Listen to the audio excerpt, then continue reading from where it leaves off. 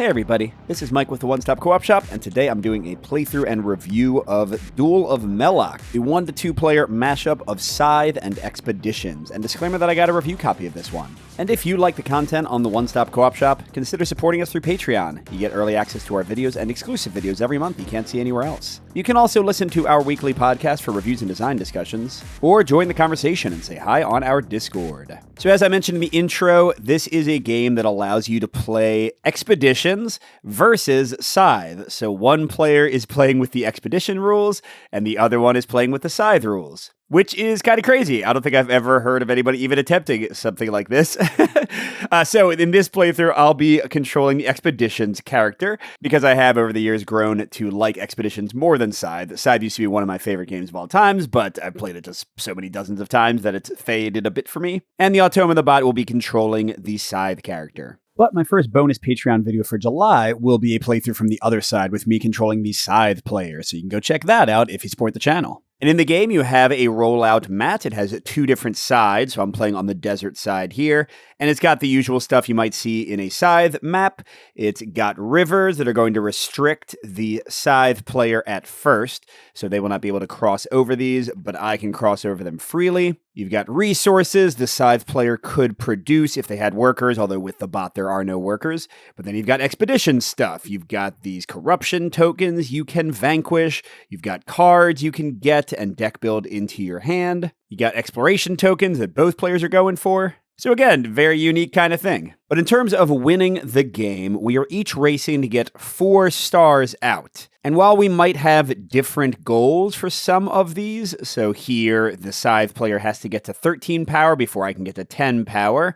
We both want to win a fight. They want to get 2 exploration tokens before I get 4. But whoever gets a star there first locks the other person out of it. So we're going to be fighting to see who can gain these stars faster. Once one of us has 4, the game is over. And there's no victory point counting like there is in Expeditions. It's purely just a race to the stars. Now, if you don't own Expeditions or Scythe, then the game does come with exactly 1 character for each playset. So you are going to be a little bit limited in your options unless you go and pick up the big daddy games for both. But here for me, I'm playing Nikti and Nohak, maybe, with the Voyager mech. And the bot's going to be Everin and a car in Constantinople. Not that it matters, because I'm not going to refer to any of this stuff for the Automa. Now, there's a little bit of a weird video to do because I'm not sure how much to explain of the Scythe and Expedition stuff, but I'll try to go into some detail if you haven't seen our previous videos on either game.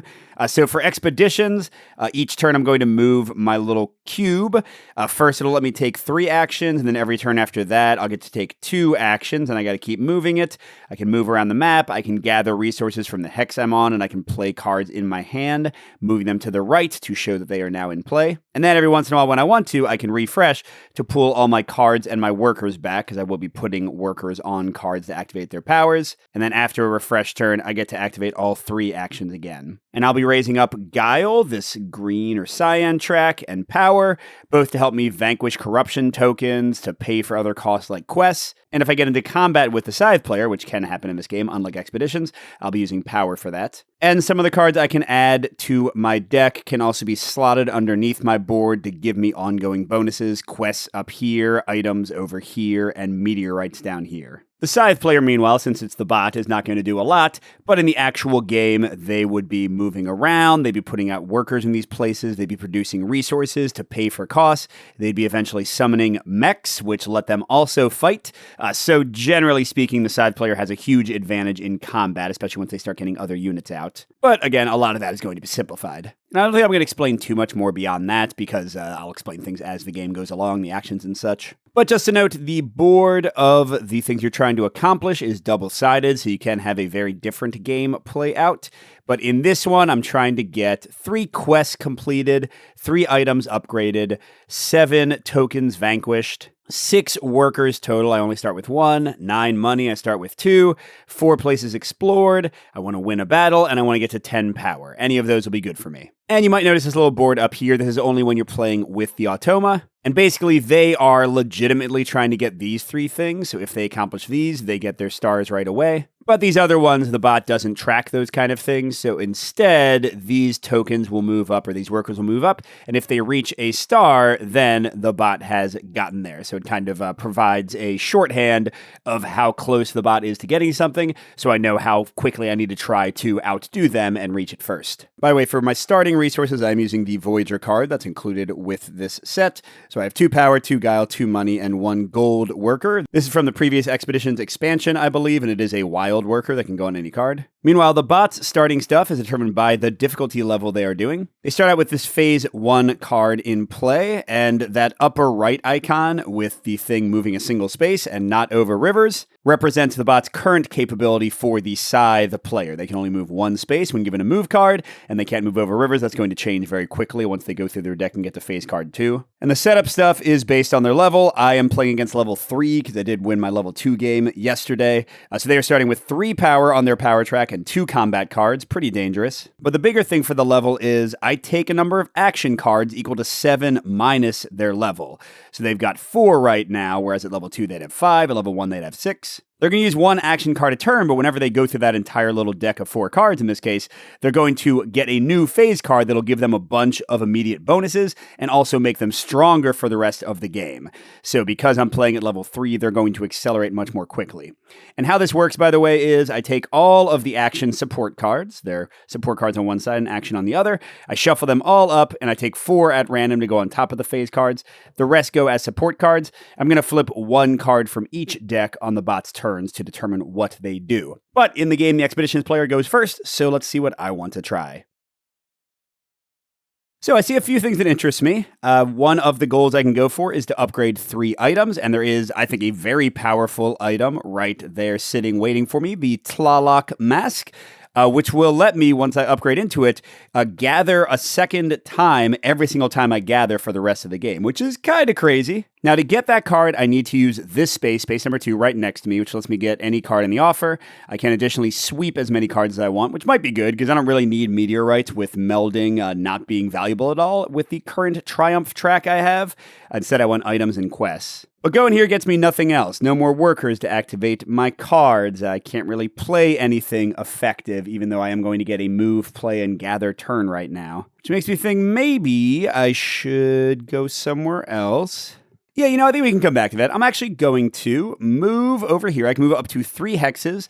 I can't move through the lakes themselves. If I move into an enemy combat unit, I need to stop immediately, but I am not restricted by the rivers like the Scythe player is initially. So I can go right here. I do have to stop moving whenever I move into a exploration token like that. And when I do that, I'm going to immediately flip it and gain its bonus, which in this case is 2 coins, which gets me to 4 coins out of the 9 I would need for that Triumph, although I think I am going to spend them right now, because I can then play a card and gather, or gather a card and play. And first I'll go and gather. So what is this icon here? It means that I can activate the bottom effect of one of my characters without playing the card or using a worker for it. And I'm going to do my companion who lets me vanquish corruption. So to show this bottom power, it says I pay 1 coin, which unfortunately is going to take me further away from that goal, to gain my location's top corruption or to take a vanquish action.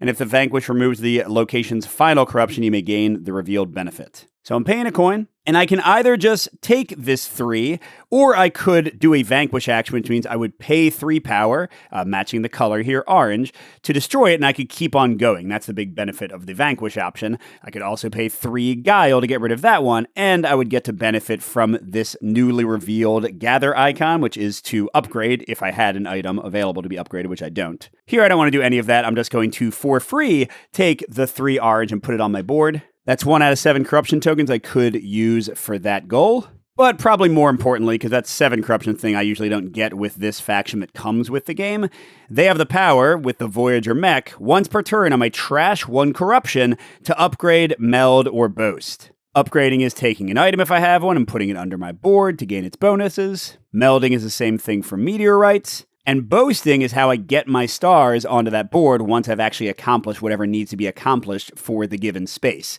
The Scythe player and the bot always gets to just freely put their stars down when they're ready, but for me, I have that little hiccup of time between completing the goal and actually seizing it. All right, so that was my gather, and now I'm going to play. So I'm going to play Nohawk, And when you play a card, you gain the indicated amount of power or guile. Here it's 1 power, but if I had gotten a star on the board, it would be 2 power, and if I had gotten a second star, it would be also 1 guile. But just 1 power for me. I will pay another coin, bankrupting myself over here. Maybe I won't get that goal. But it lets me get that second corruption, which means I have uncovered that upgrade option. I might want to use that later. And that's it for my turn. I've moved, played, and gathered. Oh, and sorry, I had to put the worker on Nahak to actually activate his power, which means I have no workers at the moment.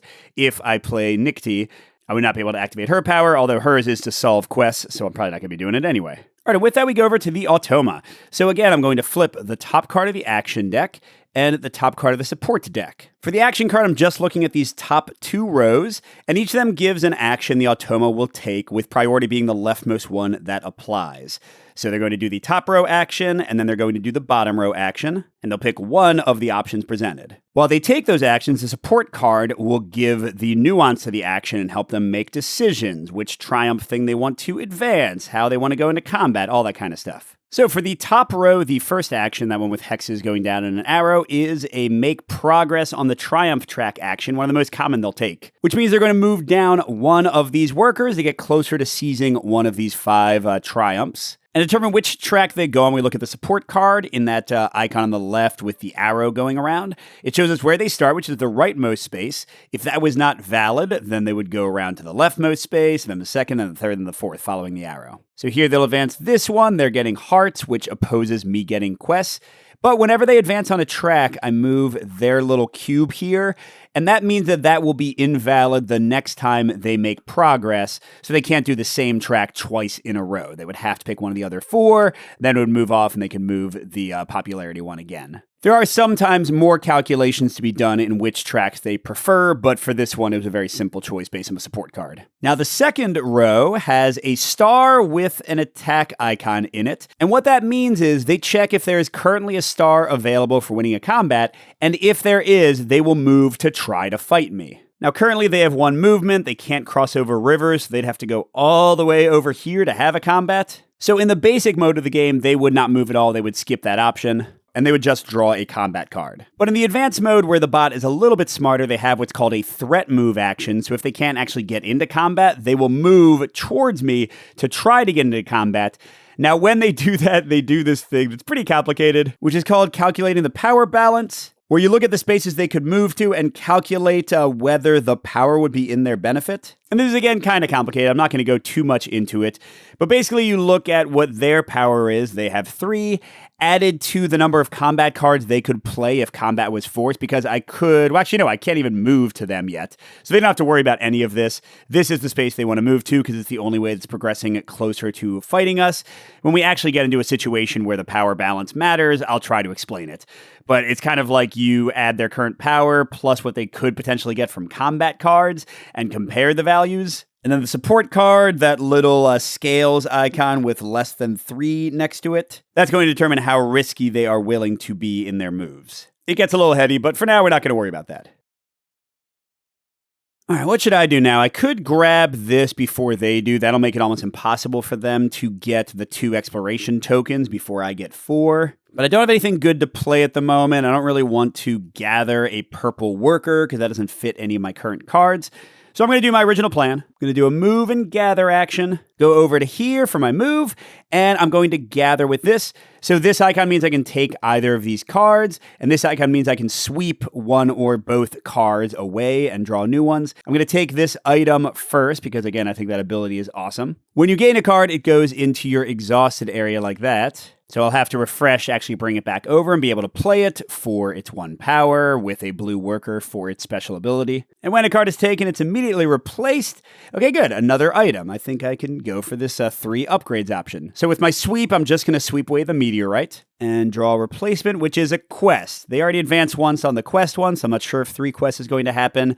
But yeah, 3 upgrades should certainly be doable. So I moved and I gathered, but let's go ahead and use my once per turn Voyager ability. I'm going to trash one of the corruption I've defeated, which does mean that I'm further from completing that 7 corruption goal over there. But I get to upgrade, so I will upgrade the Tlaloc Mask. I slot it under so you don't see the blue guy anymore. You don't see the gathering ability. So if I had played this and put a blue worker on it, I would have gotten to gather while benefiting from this ongoing power. But instead, I do that. But now for the rest of the game, whenever I gather, I can choose one benefit to gain again, which seems pretty dang strong, I think, to have right at the beginning of the game. But that's it for my turn. All right, back to the bot. They are doing that action and gaining support. So their first action preference this time is if there is a star available for having power, which there is, they gain 2 power. Here it is. They want to get to 13 power, and that brings them to 5. And then their second action is to attack, even if they couldn't get a star from it. You'll see there is not the little star icon for that attack symbol that was there before. So once again, they're going to move this way, and they are going to take this, which gets them halfway to the goal of having exploration tokens. See, I'd better run over there. Darn it, I was not planning on doing that, but now it seems like I must. Yeah, I don't want to give that to them, so even though it's kind of a waste, I'll move to the move and play side. For the play, I'll just put her out and get a Guile. I'm getting nothing else from it because I don't have a worker to activate her ability, and it wouldn't really be a useful ability anyway. But for the move, I will jump in here. They're probably going to attack me and get a star anyway, but at least I'm leaving my hopes for this star alive. Oh, I get another power, so I'm up to 4. Good chance they're about to murder me, but we'll see what happens. All right, now it looks like we're okay. So first they're going to make progress. And this time they have a different icon, that thing with meeples and a check mark. What that means is while they still use the shaded square and the circling arrow to determine their priority, they will prioritize tracks that are further along to fast track certain stars over tracks that are not as progressed. Now, in this case, that doesn't matter because the only ones that are available have not progressed at all, whereas the one they would want to do because it's made one progress is locked out because of the square they already did. So in this case, it was here going there for the priority, so they are advancing this as though they were building a mech, which is actually great because I'm already partway along to getting 3 upgrades, so I'd rather them make progress there, and then I'll just scoop it out from under them, hopefully. Okay, their second action is to move, trying to get an exploration. Good thing I snatched that one up. So now he's going to be trying to move towards these, which means he'll move into where I am. So now we do have to check the power balance. Basically, does he feel safe moving in here? He's not going to start a fight because he didn't have a combat action, thankfully for me, because they would have beat me up really badly. But he checks the power balance. So I've got 3 power. That's my total. If I had a combat card, because each player, this is Scythe rules, can play 1 combat card per combat unit in the space, and I only ever have 1 combat unit, whereas he could eventually get a lot of combat units, then each card would be imagined to be worth 7. So I would have 4 power plus 7, 11.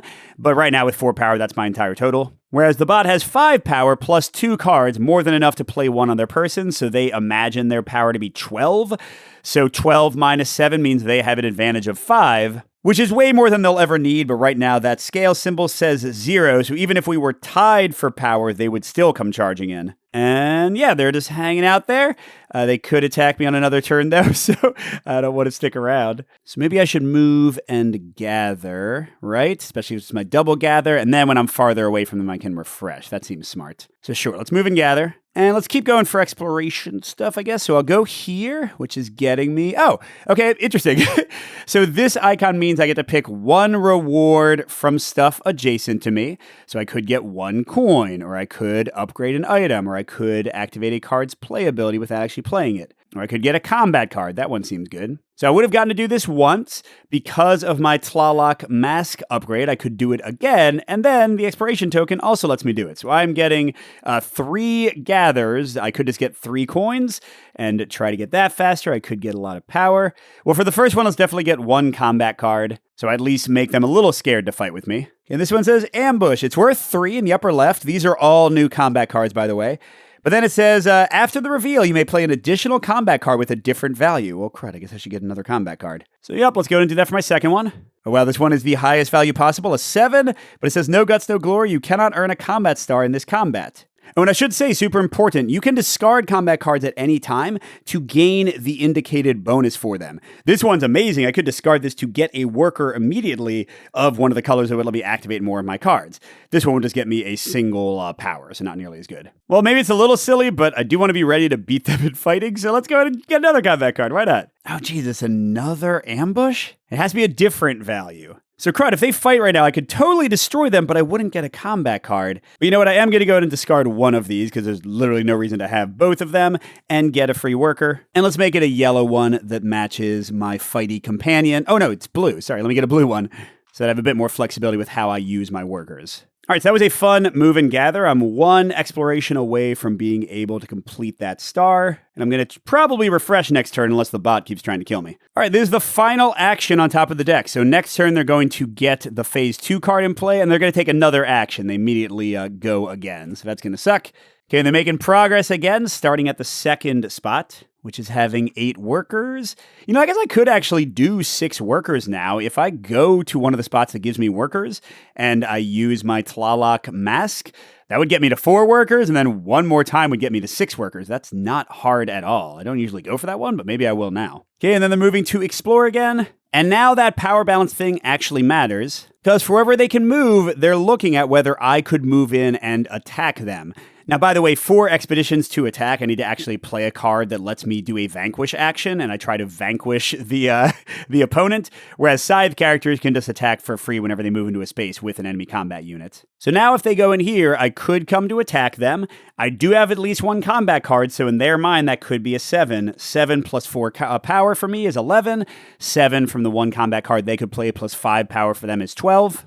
So if this had been like this, the thing that says it has to be a 3 or greater, they would not want to move there because they'd be scared. In fact, I guess they wouldn't move at all, and they'd take a different action because all the places would be too scary for them. That still means in their mind that they're winning by 1 power, so all hexes remain valid, and they'll just move 1 towards the next exploration they can do. All right, now this part's a little scary, but I'm going to go ahead and refresh. So I get my workers back, I get my cards back, and I just sit there and hope they don't kill me. So they go into Phase 2, which means, first of all, their units can each move 2 now for the rest of the game and over rivers. Yikes. They also gain an immediate bonus based on their levels. They're getting 1 power going to 6, and they're putting a mech, another unit, at their home base ready to attack me. That's what these are, checking the level. Remember, they're level 3. And then also, they're going to draw a support card and resolve a make progress action.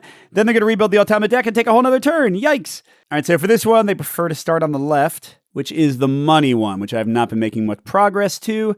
So the only one they haven't gone for, unfortunately, is the one that I'm the least interested in. So that's not great for me.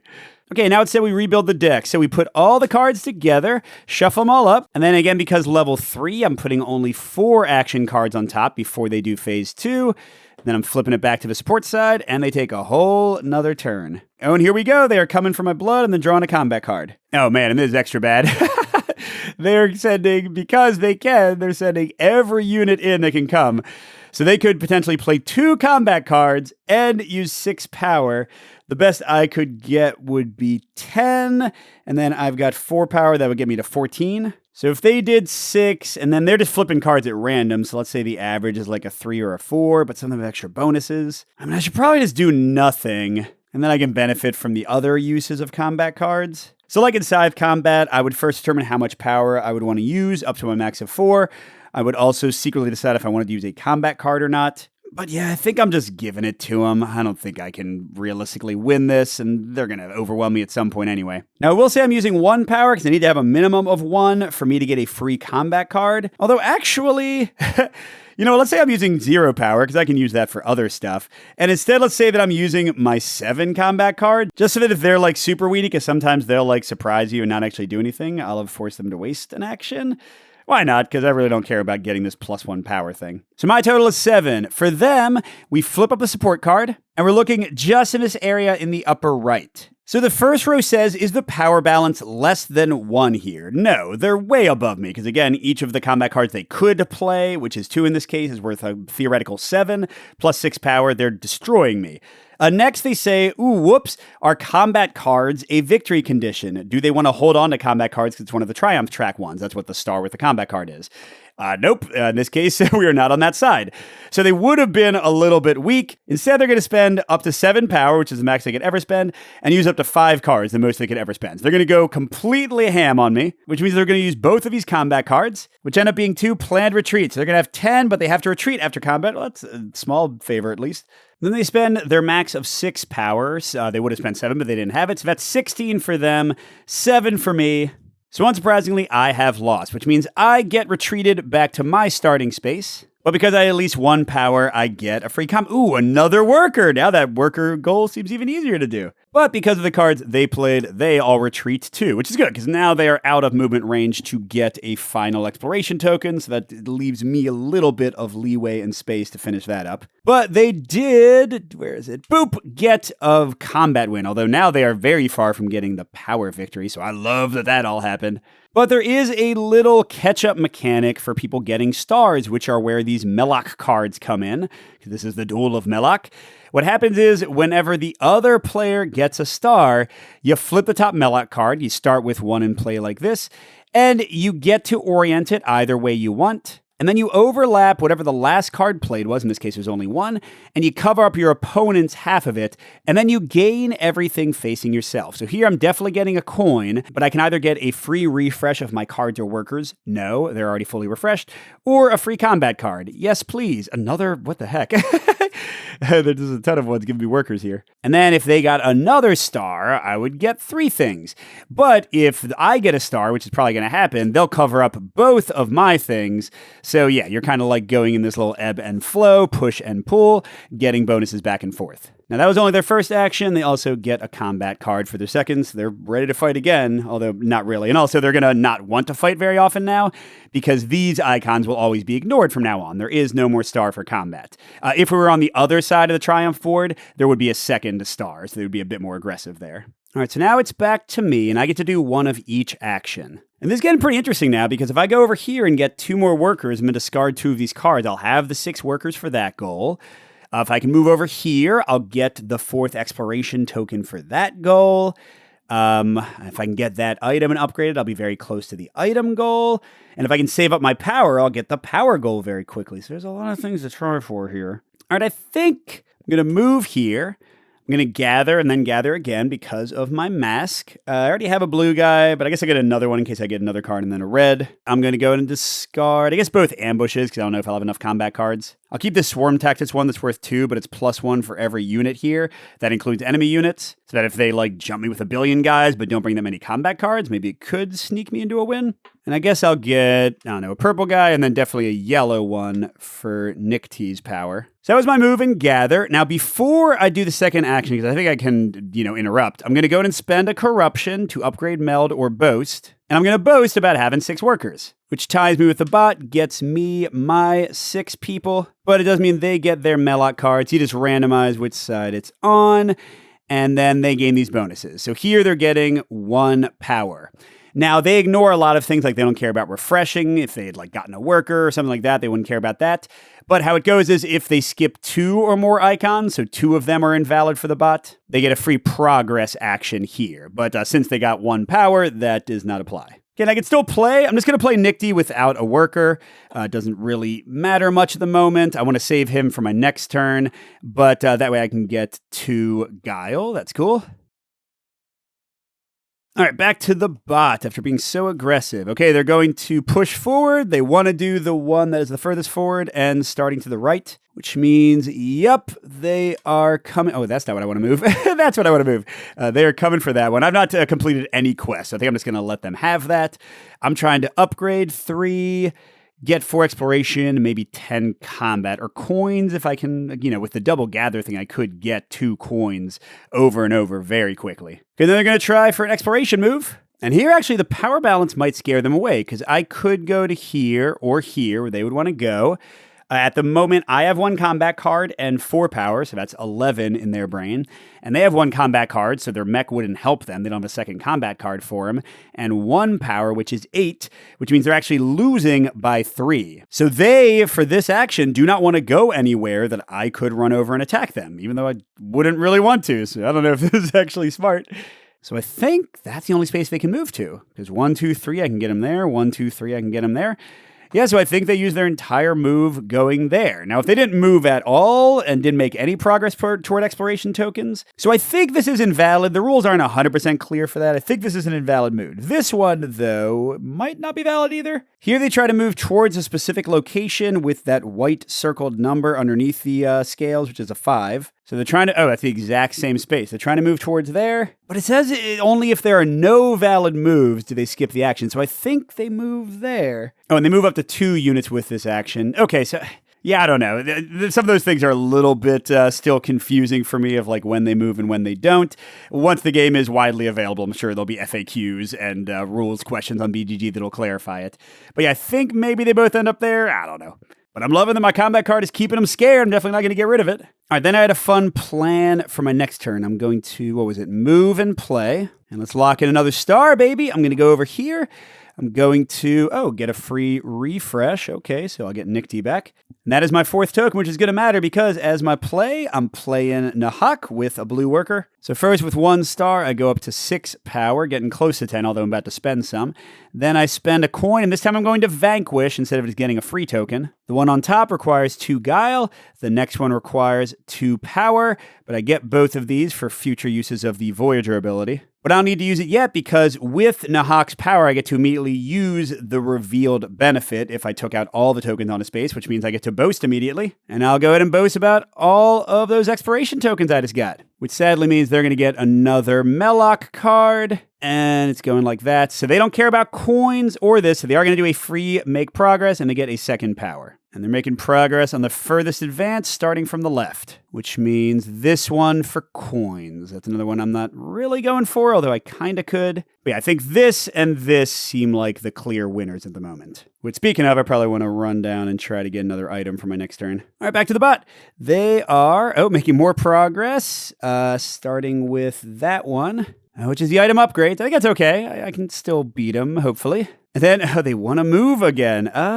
Yeah, they're still scared of me. I still have more power than them, and we have equal combat cards. And okay, you know what? Looking at the thing again, I think if they can move to a space, even if they're not making any progress, they still do. Oh, wait, this time they can because I would stop if I moved on to that, which means I couldn't charge in to attack them. So they can actually get to here, and I can't possibly reach them. Okay. Now, by the way, you might be wondering why they're still trying to get that even though the star is gone. I agree with you, they're kind of dumb, but the rules say they only ignore that exploration action if the token is gone, even if the star can no longer be gained. I guess because, in a real game, they would get some bonuses from drawing the exploration card and resolving it. But yeah, I'm getting a little bit lucky here, so let's go ahead and do a move and gather to try to get more items, right? That's what I want, more items, more power. So let's go down to here. So I can resolve this one to get the Forbidden Scroll. Then I can sweep if no more items came out. Yeah, 2 meteor or a meteorite and a quest. Let's get rid of those. And then hopefully there will be another item. Yes! Actually, 2 of them, because now I can use my mass to grab one again. This one's a bonus when melding. This one's a bonus when boasting, and it lets me boast. Clearly, going to get the land sale. And I guess I could upgrade one of them right now. Yeah, let's fast track this. So I'll go ahead and use my power once per turn, discard a corruption I built up, and I'll go ahead and get... The land sale lets me boast, but am I even going to have time for that? I'll just go ahead and upgrade that. So now after I boast, I gain 1 money per star I have placed. Pretty nice, pretty nice. And I can boast or upgrade again soon. I should be able to get my 3rd star. Too slow, bot. You're too slow. Okay, they are going to get some power finally, because, no, that's right. It's not a star to get power. No, it is still a star to get power. I haven't taken that yet. So they're at 4. Then they're going to try to attack. If they don't have a star, they do. So instead, they're just going to try to move up to 2 units to space 2. Now, interestingly, with them having 4 power and me having 4 power, now we're suddenly tied. And this time, they don't care even if they're at a deficit of 2 in the power balance, which basically means that every space is valid. So they just want to get to as close to space 2 as they can, which means since that would stop them, this guy's going to go here. And they move a 2nd unit, so that guy's going to go there. Now, they are boxing me in because I cannot take a move action through them. I have to stop when I move onto their space, unfortunately. Which does leave me in an interesting place, because unfortunately I can't move and gather again to go up to where I could boast with the gather action. So even if I use this to get a free upgrade, I can't take advantage of it. Maybe I'll just rest then, because playing her to get 2 Guile and a power is not that impressive, and gathering more cards here doesn't really help me out much. So yeah, I think I'll just refresh to at least be able to play my companion again. Which does mean they're going to get a tempo advantage on me. They're going to phase 3. Okay, they're getting a free combat card. That's going to change things up a lot. And at level 3, they're putting out their 2 more mechs on their home base. Yikes. Then they're going to do another make progress and take another turn. And they just want to do their 2nd from the left. Oh, but nope, I forgot to remove the worker. Once I take a star, they clearly don't want it anymore. So they're going to this one, the money one. They're almost there. In fact, they could get it with their extra turn right now.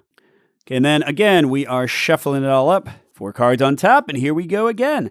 All right, they're making progress again, looking for the most progress, starting from the rightmost space. They can't pick that one, so it's definitely going to be that. Whoops, what am I doing? So they are almost done that one too, so they are very close to 4 stars. That's scary.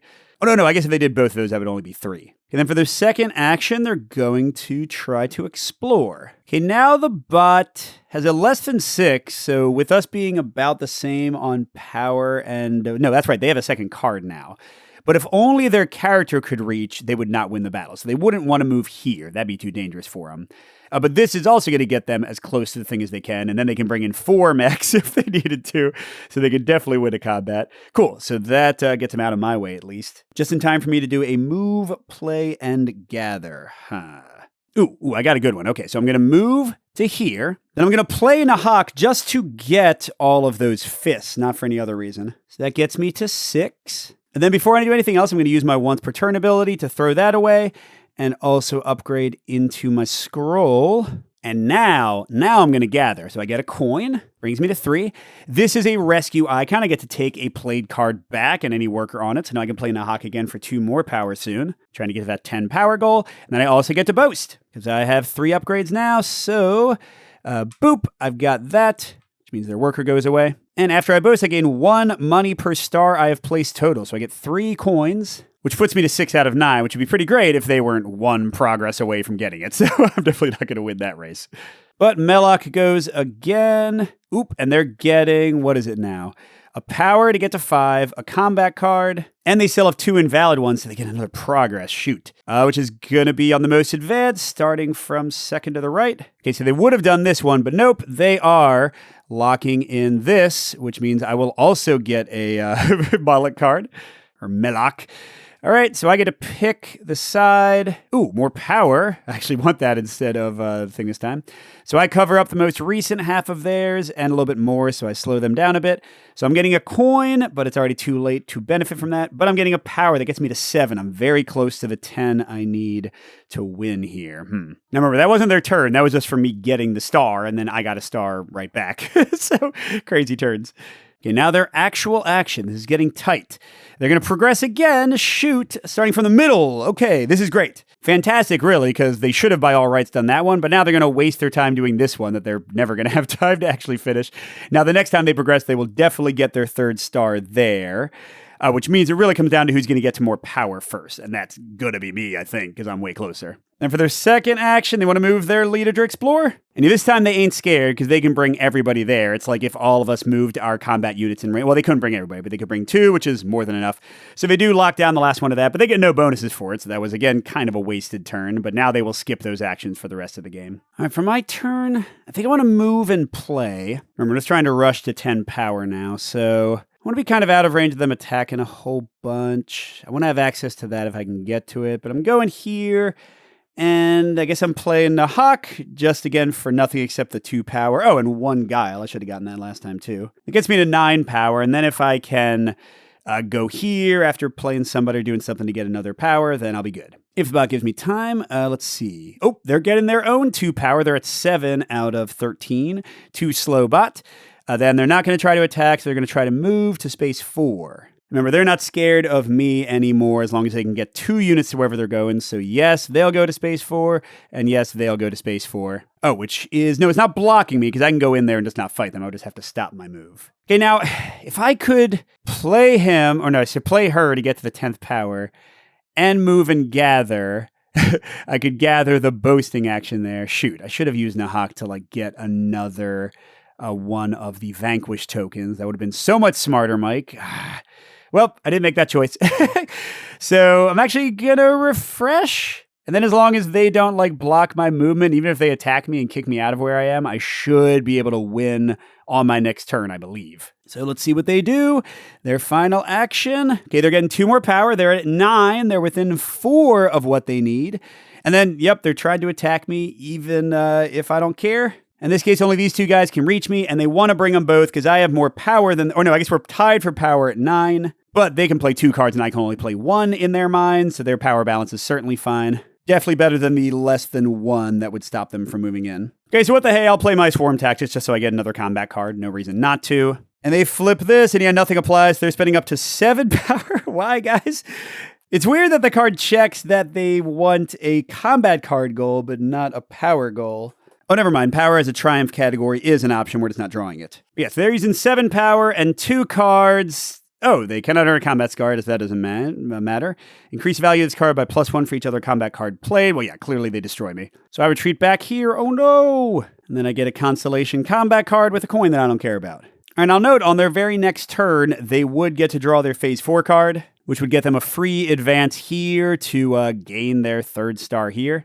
Oh, and if you're wondering, once they only have 1 track, every other progress action just takes away the cube. So it still takes them twice as long to actually make progress. So yeah, it's going to take forever for them to do that. But they ain't going to get the chance because I am moving and then I am playing, let's say Nahak, for 1 more power than I need. That gets me to 10. And then I am gathering, which lets me get a coin, who cares, rescue, who cares, and boast about my 10 power. Boom! All right, so maybe I should have played on level 4. Although, honestly, the Tlaloc mask was so crazy powerful for the entire game, letting me fast-track my way to lots of goals, that I think without it, I would have maybe lost or struggled a lot here. They clearly would have gotten their 3rd star in a second. But with how things were going with their combat results and stuff, it would have taken them forever to get these. All right, so what do I think of this game? This is a hard one. This game is crazy. This is, it's a fever dream, right? It's taking 2 completely different games. Yes, in a shared universe. Yes, with some shared iconography and map type things, and just mashing them together. And the crazy thing is that it works. I've played this game a bunch competitive, and it's been very tight and exciting each time. I've also played it solo, and it works pretty well. Now, I do have tons of caveats here. Number 1, even though I've played Expeditions before and I've played Scythe before, I had to go back and skim through both rulebooks. Because they do give in the game a rule summary, a 1-page sheet kind of telling you what's up with Scythe, which is good if you've played the game a lot and played it recently. But for me, having played it years ago, it was not enough. I had to go read the rulebook. And same thing for Expeditions. The rules are not included in the box. You have to go and look them up. This is if you're just buying this game by itself for the first time and don't already own everything. And then you got to read the Duel of Meloch rulebook to see how things kind of change up with the versus mode. Then if you want to play solo, you got to read the solo rulebook. So that's 4 rulebooks. Everybody. If you are not intimately familiar with the Scythe and Expeditions rules, that is 4 rule books you got to read to be able to play this one consistently. Now, I got through it, and hey, I taught my 13-year-old how the Expedition side of things work, and I played Scythe against him, and it worked pretty well. Like, he picked it up quickly.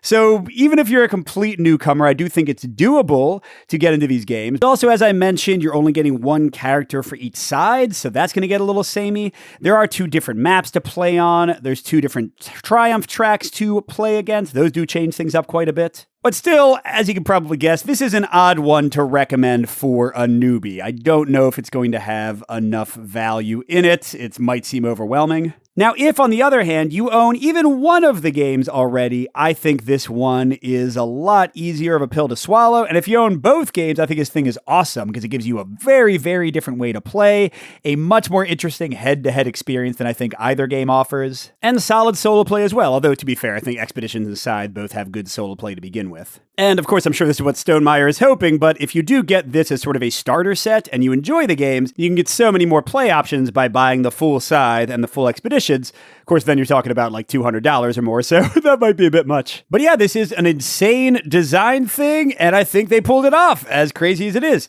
Now, what are some more caveats for the... Now, that being said, I do have a few more caveats for the design. First of all, I do think the swinginess is much higher than in base Expeditions because there are only 2 cards out at a time. So you can get something really powerful, like the mask I got early on. You could be digging for items, but you just don't get them for several sweeps, so there are some potential frustrations there. On the Scythe side of things, when I've played it, I have not found the empire building to be as interesting. You're not building out as many workers. There's not as much interesting nuanced movement just because the map is so small. Also, maybe this is groupthink, but we have not found the goals to be completely balanced. Some of them seem way easier for the Expeditions player to get or the Scythe player to get. So sometimes our games have followed kind of similar tracks where we are going after the same stuff. And then, as you saw, the bot can be a little dumb sometimes. They can do movement actions that don't seem to actually do anything, just kind of get them going around the map to, I guess, get in your way. Maybe that's the point. And the whole power balance thing is kind of confusing. I think I've got it. Hopefully I explained it well here, but it's definitely not an easily grokkable rule. But still, I gotta give credit where credit is due. This game is insane, and it works, and it's fun, and it's tight, and it's tense, and it's fun to return to Scythe and Expeditions at the same time again. So thanks for watching, everybody, and don't forget, if you want to see another playthrough from the opposite perspective, go check out the bonus video on Patreon. A special thank you to our biggest Patreon supporters, Dan, J. William F., Steve Wren, KCW, Andrew R., and Chris C. We'll see you at the next stop.